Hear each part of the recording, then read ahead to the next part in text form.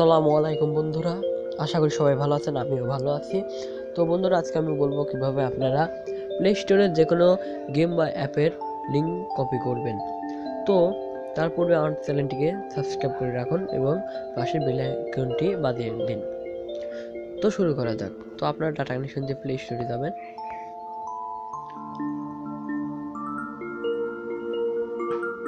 তারপর যে অ্যাপটি লিঙ্ক কপি করবেন সেই অ্যাপটিতে যাবেন।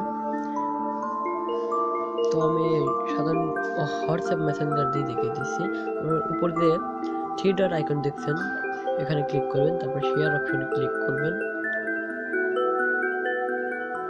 তারপর এখান থেকে কপি টু ক্লিপবোর্ডে ট্যাপ করবেন। তো এই লিঙ্কটা আপনার ক্লিপবোর্ডে কপি হয়ে গেছে। ভিডিওটি ভালো লাগলে সাবস্ক্রাইব করুন এবং ভিডিওটিতে একটি লাইক